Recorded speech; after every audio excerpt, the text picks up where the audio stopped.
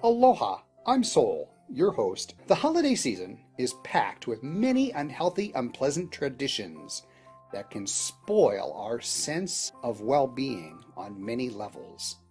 For example, overeating, overdoing, overspending. Boy, those are some common actions during the holidays, eh? What else happens for you during the holidays? Do you all of a sudden find yourself feeling overwhelmed? Maybe you feel more alone than ever before because most of your social circles gets caught up in the holiday cyclone. Are the holidays less than a happy time for you?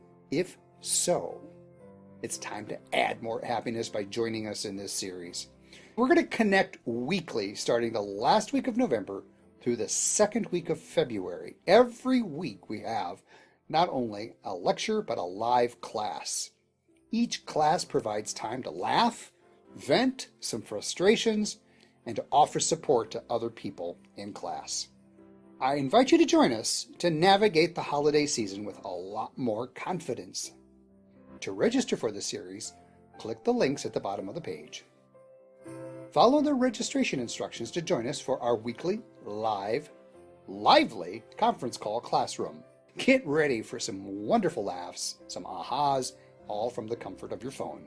I look forward to meeting you and to being of service. And now, time for class.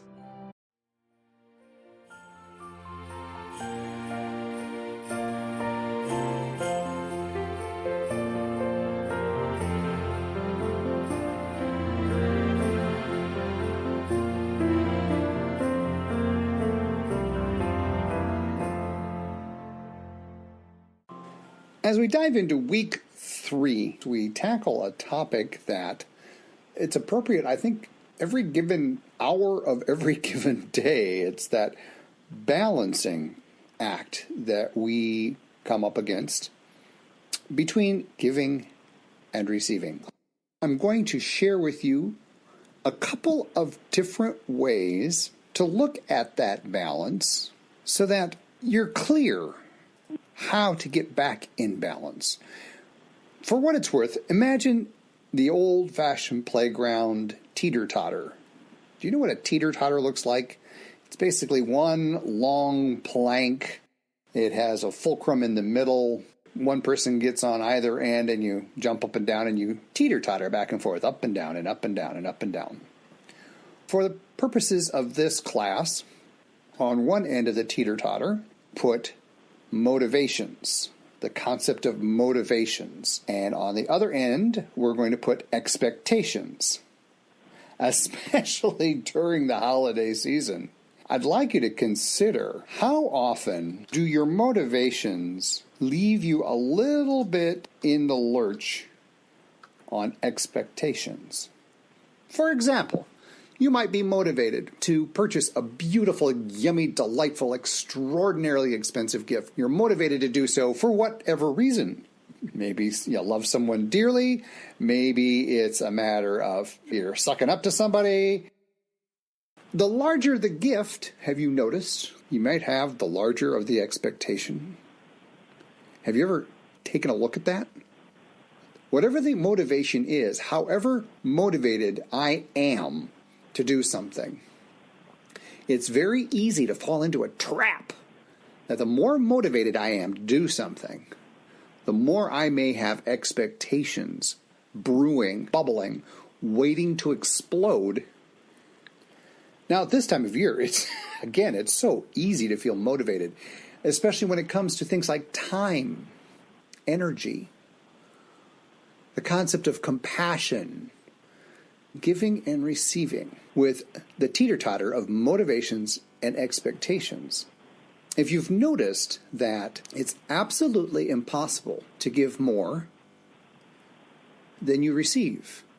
I cannot give more than I receive. And a very easy way to put this into practice, experience it right now, is taking a deep breath.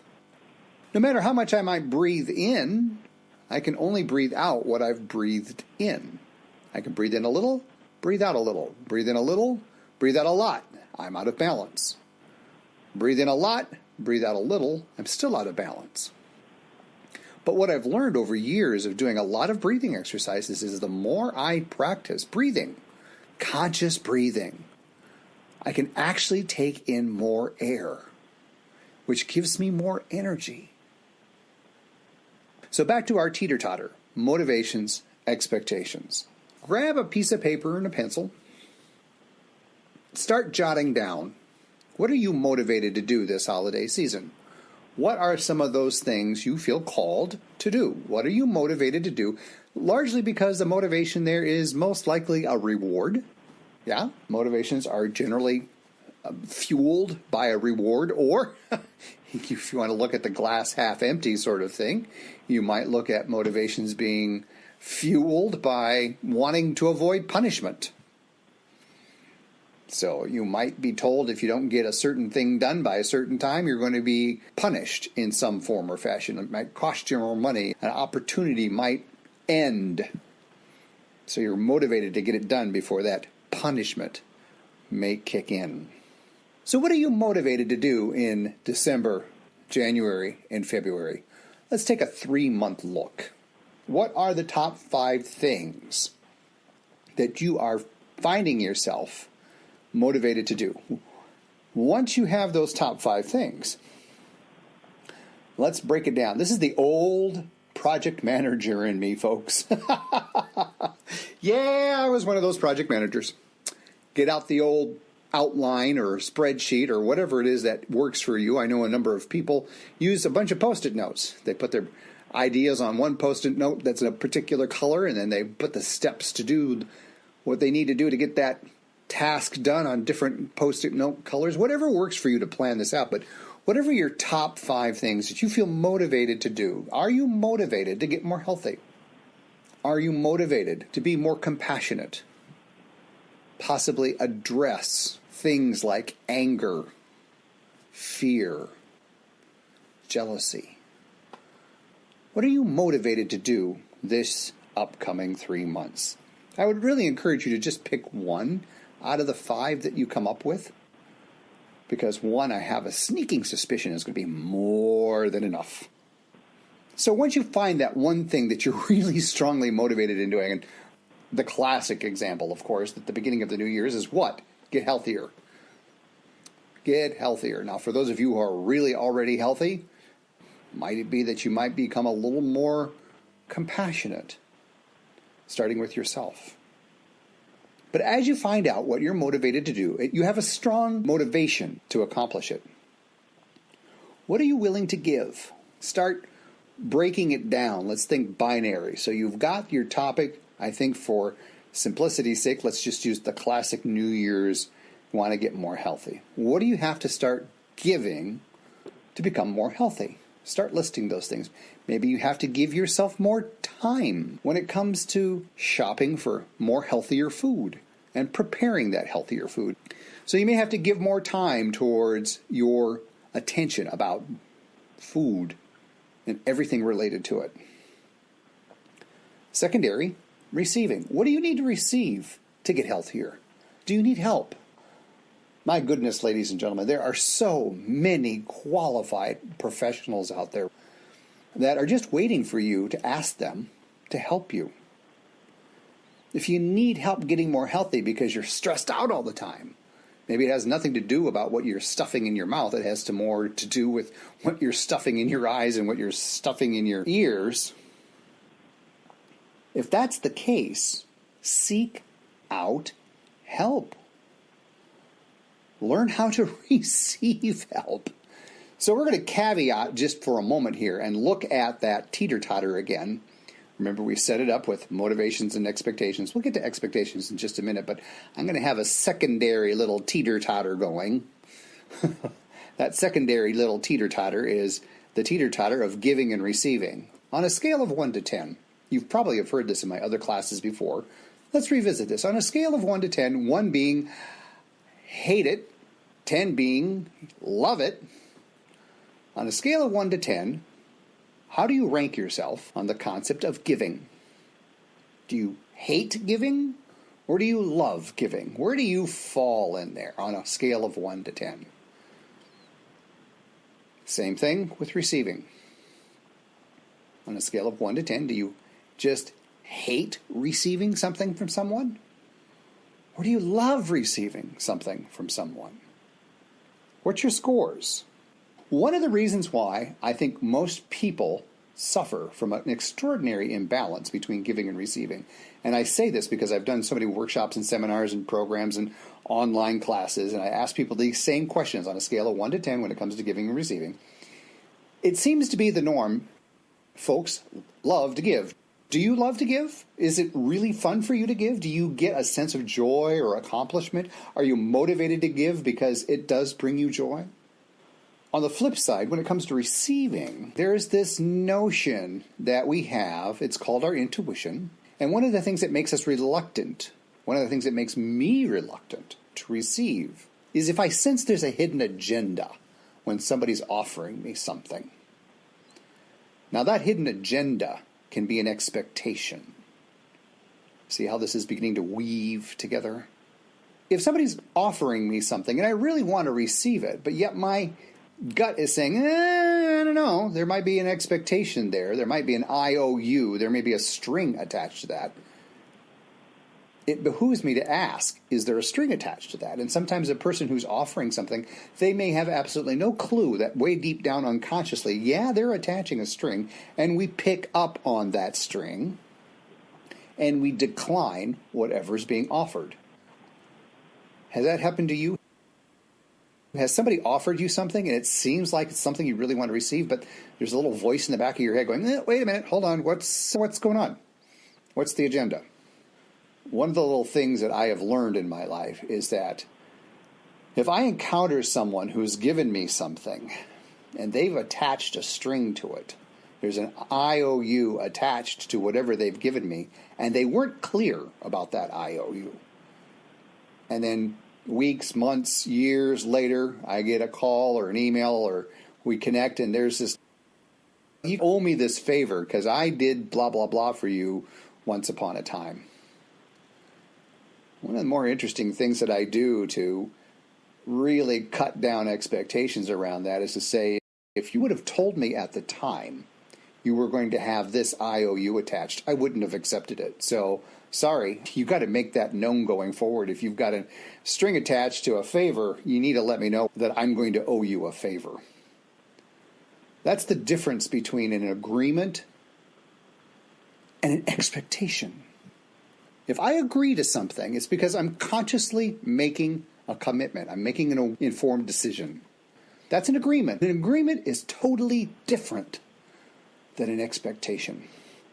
So let's get inside that teeter-totter again between motivations and expectations. Expectations, oh my goodness. Do the months of December, January, and February have any powder kegs of expectations in them? No, not at all. Smooth sailing all the way through December, January, and February when it comes to expectations, right? You don't have any expectations at all, right? You let them all go. And if that's true, that's great.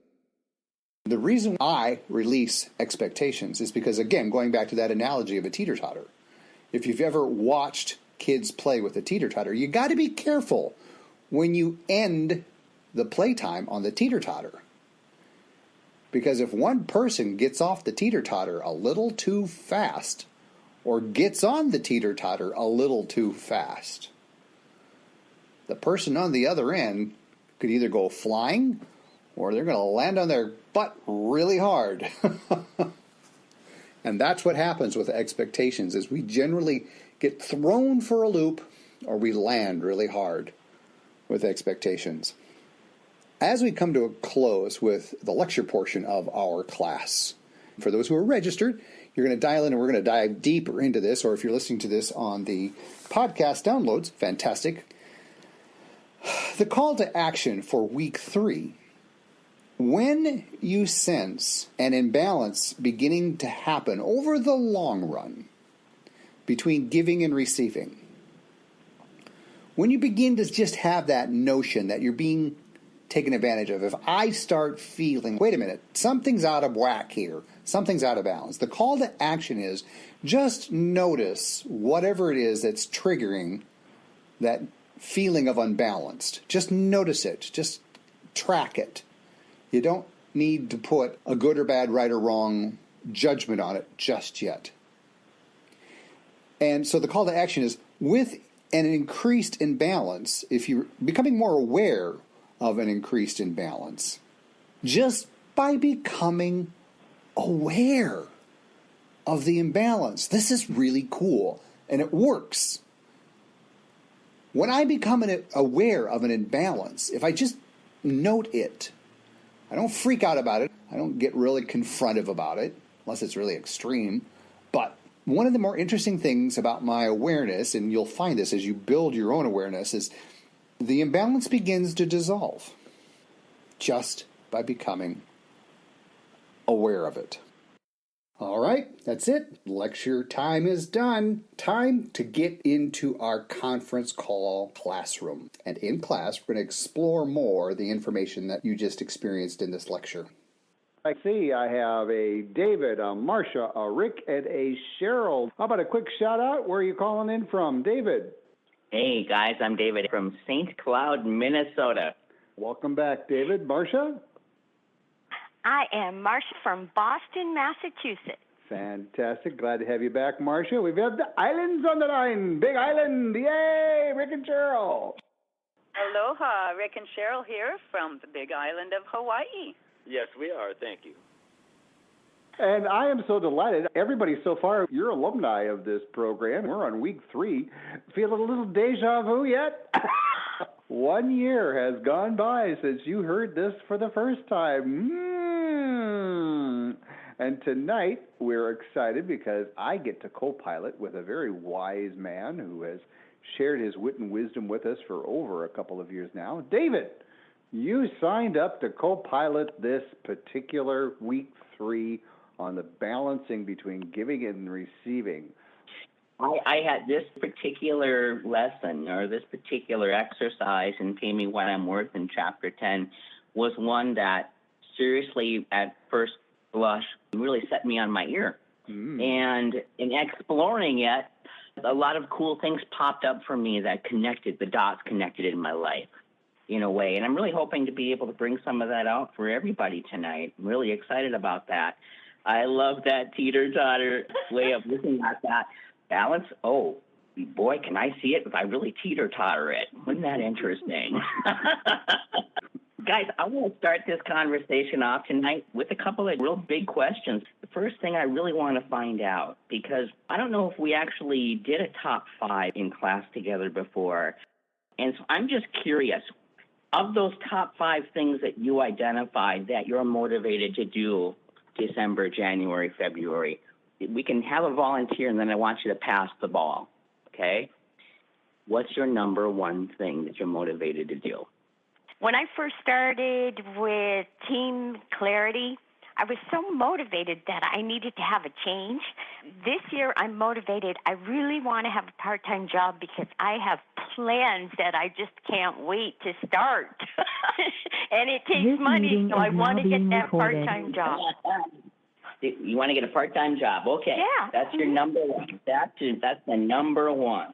Okay. Yep.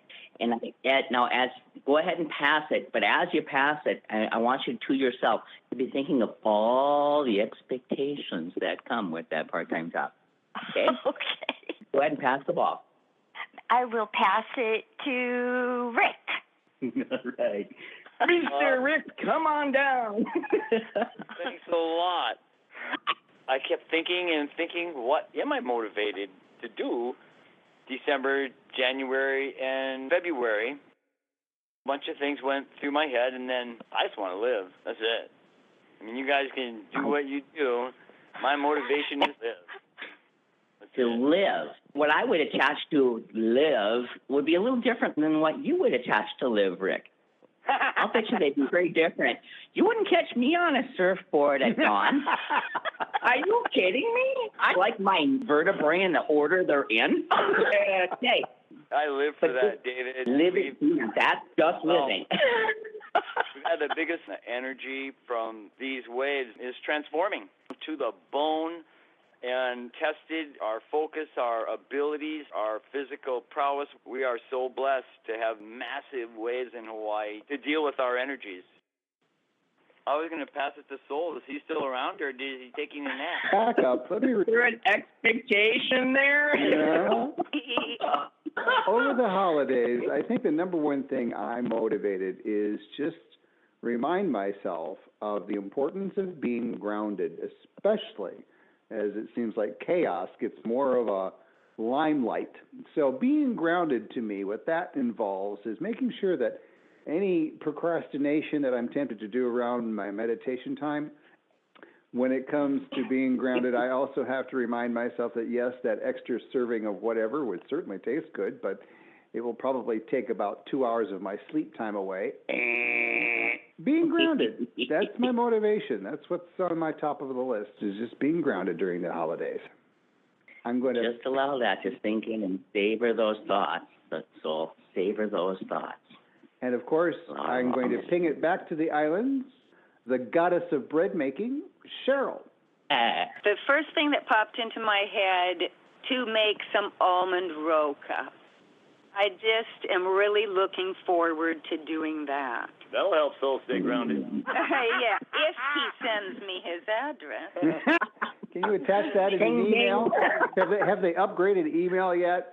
My replicator broke. So what about you, David? Cheryl, now I know you can picture yourself, and I know that you can jump right into the feelings that come from picturing yourself making that almond roca. I also know for a fact that you can imagine all the other people enjoying that with you, or maybe even without you, and it's still an amazing experience for you. So just allow yourself to savor on that. My number one actually is two things, but they both lead to the same, and that is to focus more on acceptance and peace, and noticing when I find myself really at that place of acceptance and peace, and also noticing when I'm not so much, and just observing what happens in my environment just based on my own experience of acceptance or peace, or lack thereof. Which leads right into the next thing I'd like to do. Before we get into that next thing, I'm just going to put it out there. We're going to be doing some noticing, okay? But we're going to be doing it in our imaginations, and we have powerful imaginations, just because we're powerful creators. I want to really point something out that came out in our lesson tonight. We've been talking about balancing giving and receiving, and we've been talking about a belief came up. A belief came up at the very beginning of our lesson tonight, and the belief is it's better to fill in the blank. Give than to receive. That's a belief. It's a belief that, most Western culture, we've been hauling that around since we were knee-high to a grasshopper. It was one of the first things we may have learned in grade school. It's better to give than receive. Then how in the world is it possible that I cannot give more than I receive? How in the world is that possible? And then we need to ask ourselves the question, is that belief, it's better to give than receive, is it really true? Or is it mythology and something to be explored and freely examined? Just something to ponder on right there. Interesting you bring that up, David, because how many different ways does society support that myth? For example, if somebody just totally overdoes it by being a caregiver for someone, everybody goes, oh my gosh, what a dedicated mother or father or brother or sister or wife or husband, right? We're something superhuman because we gave all of this extra time and energy and strength because we're caring for someone. And society adores that, doesn't it? Yeah. Yeah. Or pretends to adore it. Let's be honest. Yeah. Rick pretends to adore it. I tend to agree with that, and I'm learning a lot from taking these classes and being a little bit more introspective. And one of the things that I've learned is that anything that really comes from outside of me, myself, that I really check it. If it comes from inside of me and it's something that I discover myself, about myself, then it's pretty good. It might not be that good, but it's good for me. But if it's something that somebody's trying to interject in me or tell me something is going to be a certain way, I reject it. I've proven this over and over. as a fundamental principle of reality. I was diagnosed with HIV. I was diagnosed with tuberculosis. I was diagnosed with hepatitis B. I was diagnosed with hepatitis C. They came to me with all their lab tests and tried to tell me that I was this, I was that. But I rejected it because this reality is so wonderful that you can create any reality that you want. You can take someone else's thoughts, feelings, or projections and make them your own if you want. I choose not to. Now you just blew up the entire merchandising materialism world. Thank you very much. That changes things just a little bit, doesn't it? What does a teeter-totter look like now? Interesting. Kids, especially during the holidays. When it comes to giving and receiving, if you're seen to be a more of a pragmatic / miserly parent, the parent who gives their children underwear and pants and school supplies versus the latest Game Boy or whatever else is beeping or chiming, how does society see that? Those expectations are a bugger, especially if I am perceiving them from outside of myself rather than from inside of myself. So fess up, David. As a father, bringing up your kids, how many different toys did you buy? Because your kids pretty made it plain and simple. They expected that toy. I gotta admit, I've got a blind spot in that history. Revisit chapter 4 and pay me what I'm worth again, and really examine that 20-year section of the timeline just a little bit more closely. Selective Alzheimer's. Got it. Okay, Marcia. I don't know. Yeah. As far as my being a parent during Christmas, honestly, I would feel awful if I could only give my kids underwear or clothes. And when I know they want something that they want, it makes me feel joyful if I can get them what they want. I prefer that, especially because it's Christmas. Yeah. I grew up where you didn't see or hear of Christmas until maybe after Halloween, maybe. More likely it was after Thanksgiving. Now we hear about Christmas after the 4th of July sale is finished closing. Yeah. So we've got a good... I believe it was the 5th of July when my 19-year-old daughter unleashed the hat. Oh, no. We passed the hat. Oh, no. Secret Santa. Oh, no. No motivation versus expectation there. None at all. No. I remember as a kid, even after Christmas, we were planning for next year's Christmas already. What we're going to get for Christmas next year. It's nonstop. And it seems like it takes forever for Christmas to come when you're a kid, but not for us, not a grown-up. It's right around the corner all the time. Balance between giving and receiving. David, I'm curious, as a teacher, you've been helping people wake up for a few decades now, right? Yes, absolutely. Helping myself wake up and just sharing what I've learned. And, how often, now that you've got 20/20 hindsight, this goes out to all people who are in a leadership role, how many times did you catch yourself doing what your student should be doing for themselves? Oh, I ran out of fingers and toes counting the number of times. Absolutely. And when I caught myself, I'd have a good chuckle and then make some adjustments. Even as parents, every now and then, there's something you would really want your child to understand or excel at, right? Absolutely.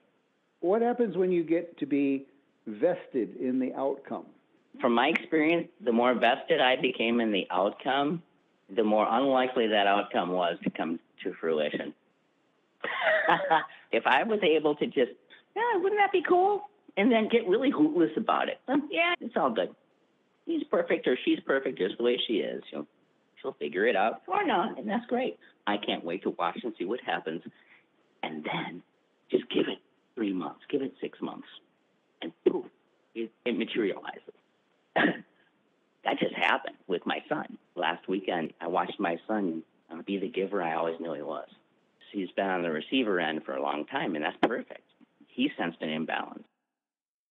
I heard a story about my son doing somebody else's dishes in their kitchen when he was visiting because he could. And he asked first if he could. But he was like, I'm not leaving until I take care of your kitchen for you. But that came out of a 19-year-old man. What? That blew me away. A year has gone since you heard about this balancing between giving and receiving during the holidays. Yeah. What's your 2020 on this now, ladies and gentlemen? I'm noticing that I am much more relaxed, much more in the mode of enjoying what's happening because I'm observing things rather than getting involved with it. Because I made boundaries, I'm just able to have more time for myself to be able to do what I feel like doing. So out of curiosity, Marcia, if you had this level of awareness, say 4 years ago, when did you start volunteering? When I first arrived in Boston, that was in 2010, by the way. When I started really understanding balance with giving and receiving, when I started to understand that in class, I cut back. I found myself in a nicer balance with being able to be of service to them in a different way. So that was good. I remember Exactly. you talking about one annual event, and you're just, the level of stress in your voice is like, gads. Oh, my gosh. And that's just one event. When I look back on the seasons that I worked in the hospital, I didn't really care that much for the holiday season. And everybody, they really cared about it. So my biggest joy was taking their call and working their hours during the holiday season or any time that they needed to. I felt like it really gave me a purpose. Like, these people can go home and be with their family. I don't give a damn about it. I gave and gave and gave. But I shouldn't. So I'm realized the 2020 of it is now I'm ready to receive. Because I've given so much of myself so many years, and I think I wasn't in balance, so I felt like I'm healthy. I can do surgery 70, 80 hours a week, no problem. And it was killing me. But I didn't realize it. But it gave me great joy to be able to help people, help doctors, help other health personnel, be able to have a joyous holiday. At the time, Rick, you had the perspective that helping people have an enjoyable day with their family, you had the perspective that was something worth giving. It was something that I could give. Mm-hmm. I knew they would appreciate it, like a little trinket or buying something from the store or something they wanted. I could actually give them time with their family. Yeah. Once you have call, you can't get out of it. You have to have, it's serious shit now. Christmas Eve call? Christmas call? You better answer the phone. You better not be drunk. So now you have the perspective of you've done your time. Yeah. I have no expectations. I was way out of balance, and I've been working on it and aware and everything else. I still have to work on it a lot. I'm still pretty imbalanced there, but definitely helping. Wow. Hey, ladies and gentlemen, I'd like to take you on a little adventure. It's a little something that I've discovered that helps me to find my own inner balance. I'd like to play giving and receiving against each other and see who wins. And I call this welcoming. It's a technique that I learned from a gentleman named Hale Dwoskin, and it's from a book called Sedona Method. What we're going to do is we're just going to welcome whatever comes up on each end of those teeter-totter. We're just going to welcome whatever came up with a twist. And here's the twist. Remember that number one thing you've been savoring throughout this entire call? That number one thing that you're motivated to do for the next 3 months. Well, go ahead and get on back into those thoughts and feelings and memories and emotions that as they come up around that. Welcome them. Just allow it all to be here. Notice what's coming up. And then ask yourself, how does all that relate to my giving? Just allow it to be here. And on the other side, how does all of that relate to my receiving. And welcome all that. And allow yourself to welcome giving. And allow yourself to welcome receiving.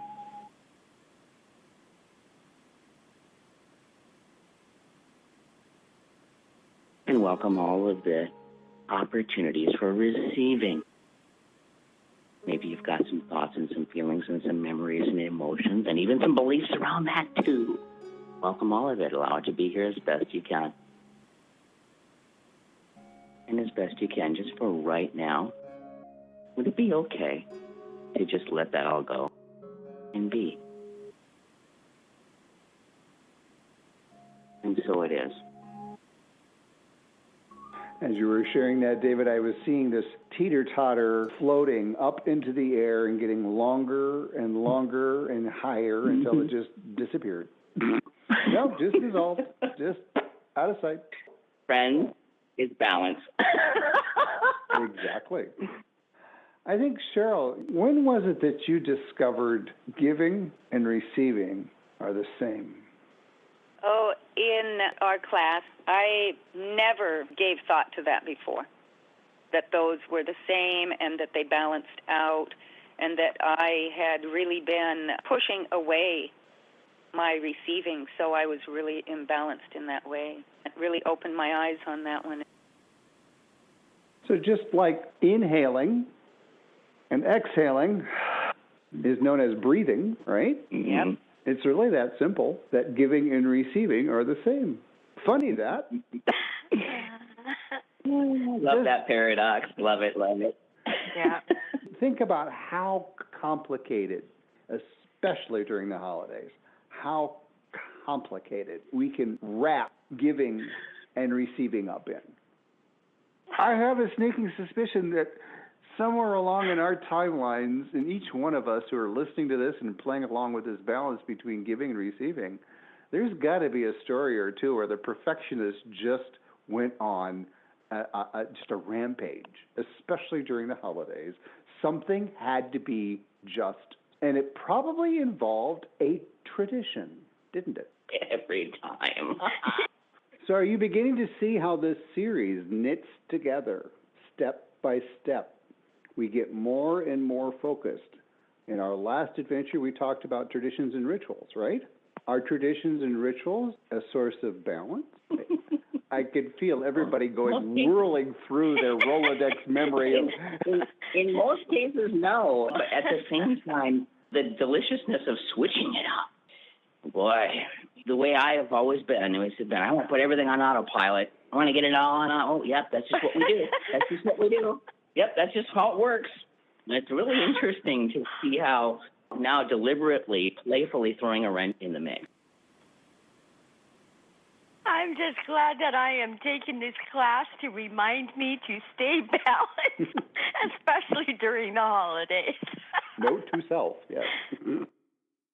On my notebook page tonight, just after we'd finished up that balancing between giving and receiving, I drew a symbol I really love. It's the infinity symbol.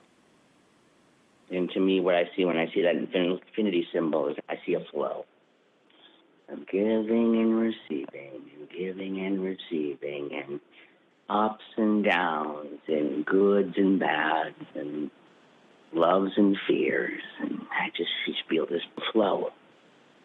And being in that flow, for me, feels like heaven. And that's what I've been experiencing tonight, just being with you all. It feels like this is the flow. And to me, the flow is family. So thank you. Thank you. And I want to say this for a while, that, David, you did an amazing job at the presentation that you gave tonight. Was so incredible. I learned so much from the way that you presented everything, and how you did it was just incredible. And I appreciate you volunteering to do this, because I really learned some things. It'll take me a while to digest it. I'll have to listen to it again and grumble a lot, and then I go, yep. But thank you. It was really good. And thank you for allowing us to do something like this so we can see. David, you're shining like a new dime tonight. Really fantastic job, David. Yeah, it's a totally different. You could tell he stepped into this role. I've never been to one of his classes. Now I want to go because he stepped into this role, and he has so much experience. I already knew this before, and he has so much knowledge. 20 years of doing this stuff. Holy crap! Thank you again. That's such a blessing. Thank you so much. Wow. Once again, if this were a video call, you'd see my face all wrinkled up. My smile is in a permanent ear-to-ear position. I think I got to massage my cheek because I'm getting an ache on one side. That's part of the magic I love doing with these series. And as you become more like family, you started out as team seekers, and now, is it fair to say that you've reached a balance with each other that it does feel like family? Oh, absolutely. Absolutely. Most certainly. Yeah. And yet you have never, to my knowledge anyway, have been in the same physical room at the same physical time. Yeah, I come think on. we know these guys better than family. Family doesn't tell you anything. Oh my God. That's funny. That's right. We'll wrap up with my call to action. Just noticing an imbalance. Just noticing it. Just having my eye on it, going, I see you. It's like a parent who just can look at their child and their child goes, oh, shit. They see it, right? Just that fatherly or motherly glance. They didn't have to say a word. They didn't have to do it. Just that glance, and the kid goes, oh, crap. Yeah. My call to action tonight is, as you all and as I even just sense an imbalance, what am I supposed to do? Notice. Just notice. Be aware. So it dissolves. And that's it. How many of you want to go one step further? Fess up, David. There is no other step. Simply noticing is really all that's necessary. I'm getting to know my family well. Part of me thinks David goes, but after I notice it, but. Is that accurate, or am I just making a projection here? Well, it's very accurate in my case. That analyzer it's still there. It beats that drum in the background. There's got to be more. There's got to be more. There's got to be more. Those monk shaman guys, they're all like that. They get you to a point, and then you got a little bit of bounce in there, and then they throw their paradox or something like that in there. So I just go, go ahead. I don't know what you're talking about. I have no clue. I talk to these other monks. They have the same modus operandi. It's interesting. I like it. Carry on. Let's go. It is Occam's razor rule at its best. Occam's razor rule. What is it? Anybody know that one? No. What is that? OCUMS razor rule. Come on. I know you know this. I'll put it in another acronym that you all heard. KIS it. Keep it simple. Yeah. It isn't just noticing something about the simplest act you can do. Yeah, yes. If we just stop there. Yeah. It's not that simple to notice something. Depends on what it is and how much of a hard head you have. Everybody could tell you, hey, look, I don't see it. For some people to notice certain things about themselves, it's work. I'm talking about myself. I don't know about you guys. Just noticing. I'm going to charge everyone listening, and I hold this charge myself, just noticing. And as much as I want to take action, as much as I want my ability to judge it, right or wrong, good or bad, in or out, in time, out of time, whatever judgment I'm going to put on it, I have to stop the judge. Dead in its tracks. I've got to pump the brake the minute I notice something. Oh, got it. All right, just noted. So with that, I will have you just notice where you're at right now in the holidays. I hope you're enjoying the journey, and I want to thank David again, likewise, for the co-pilot role I received tonight, and I'm loving it. Thank you, David. You're welcome. Thank you for the opportunity. Any closing thoughts before we wrap? I just want to thank you for this tonight on Giving and Receiving. David, you did such a fantastic job, and thank you so much for this show, especially during the holidays. It really helps to keep me in a jolly mood. Yep, I've been really enjoying it too, and thank you, David. You did a great job. The whole course has helped me have more balance during the holidays, and I really appreciate all the work that's gone into this course, and it's helped me a lot, so thank you. Mahalo nui loa, everybody. I wish everyone a lovely evening or day, depending on when you're listening. All right, that's it. I look forward to seeing you in class.